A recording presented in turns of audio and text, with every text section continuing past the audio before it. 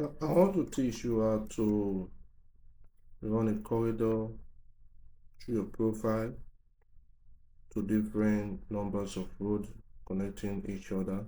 You can see this road. This is a main road. If I should go close to it, it shows the name of the road, OB Crescent. In this Mark Lane. The next road here is John Mark Lane.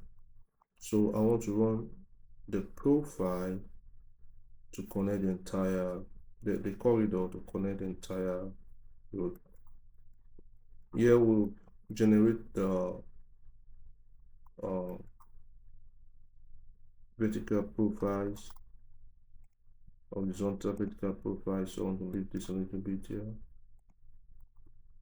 so I don't have much cuts around here.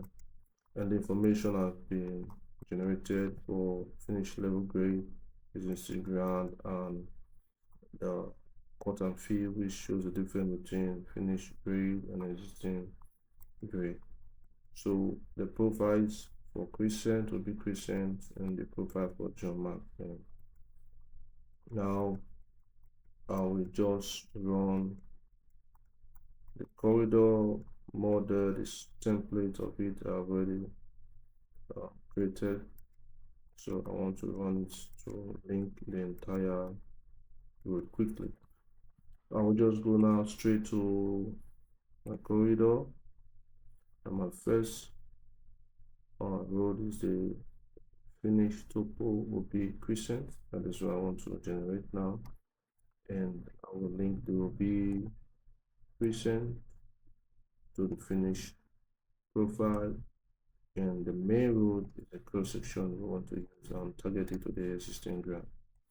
Now if I want to just draw this single-handedly, then I will just say apply and rebuild this, and we see the corridor. This is the corridor that link just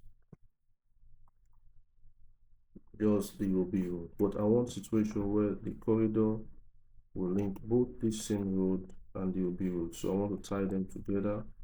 Let's go to the corridor properties, and here we have it. So we had now the baseline for Mark Lane, and we had a profile for Mark Lane, the finished profile for Mark Lane, and when I had the corridor,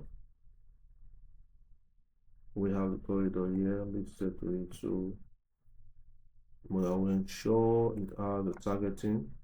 This is where the problem is. If you not target this properly and to the existing ground, then the surface will not tie to the existing ground.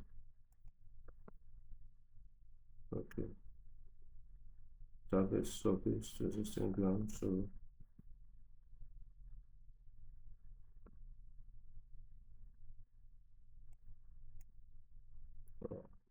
easy surface to existing ground.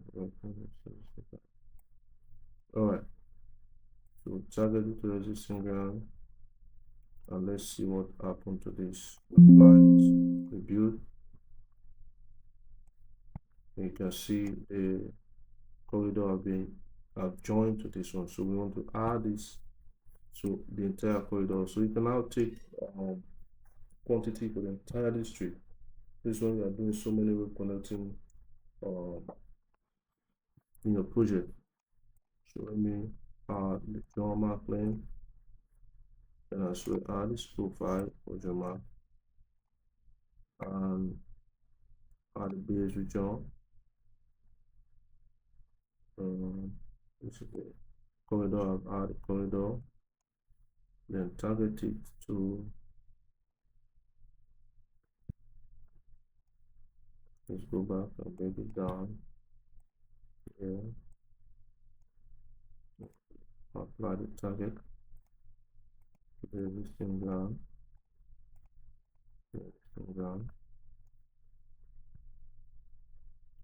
and I want the frequency to be better for all of them. 5, 5, 5. Vertical. Same to this one. Apply frequency. The more the frequency goes down, the slower the system. So you must be careful if your system cannot carry that.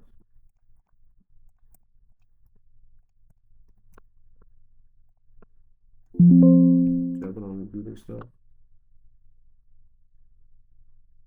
Now, when you click this corridor, you see you have all of the corridor. So next, I will just show you how to create intersection next time. Within how to split corridor so we can apply intersections in this position, attach intersection to the corridor. For this here, I can drive the road. I want to drive through the main ubiquitous.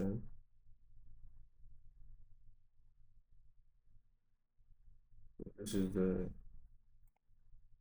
embankment side.